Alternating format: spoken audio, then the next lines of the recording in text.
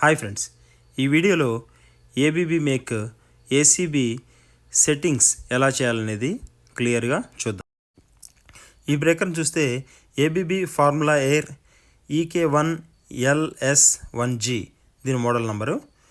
దీని full load current rating చూస్తే IN = 2500 ampere.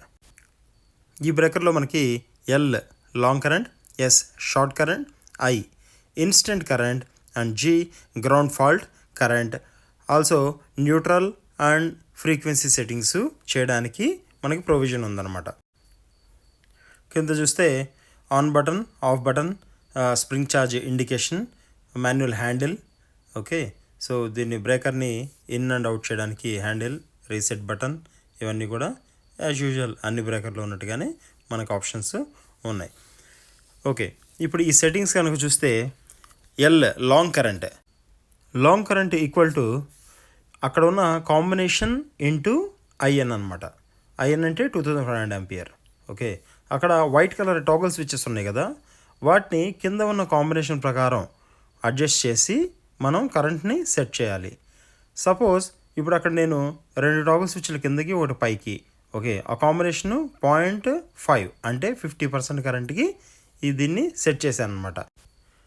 దాని కింద టైం సెట్టింగ్ కూడా ఉంది, అంటే ఇంత కరెంటు ఎంత టైం పాటు ఈ బ్రేకర్ బేర్ చేయాలనే దాని గురించి ఆ సెట్టింగ్ అనమాట.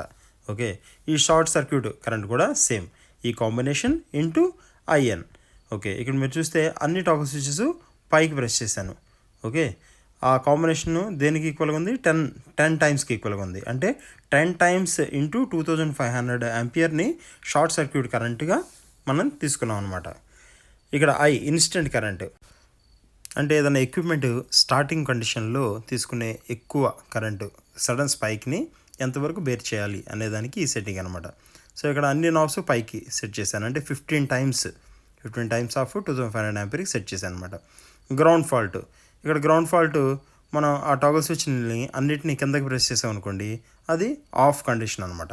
లేదంటే మనకు కావాల్సినట్టుగా అక్కడ ఉన్న సెట్టింగ్ని బట్టి, అక్కడ ఉన్న కాంబినేషన్ బట్టి మనం సెలెక్ట్ చేసుకోవచ్చు మనకి ఎంత గ్రౌండ్ ఫాల్ట్కి ఈ బ్రేకర్ ట్రిప్ అవ్వాలనేది. సేమ్ గ్రౌండ్ ఫాల్ట్ కూడా టైం సెట్టింగ్ ఉందన్నమాట. సో అంత గ్రౌండ్ ఫాల్ట్ వస్తే ఎంత టైం వరకు ఈ బ్రేకరు ట్రిప్ అవ్వకుండా ఆగాలి, ఆ తర్వాత ట్రిప్ అవ్వాలనేది ఈ సెట్టింగ్ అనమాట. ఓకే, ఆ పక్కన న్యూట్రల్ ఉంది. న్యూట్రల్ ఇన్ జనరల్ 50% తీసుకుంటాం. అంతేకాకుండా పక్కన ఫ్రీక్వెన్సీ సెట్టింగ్ ఉంది, 50 Hz 60 Hz అనేది. దాన్ని మనం కంట్రీని బట్టి సెట్ చేసుకుంటాం.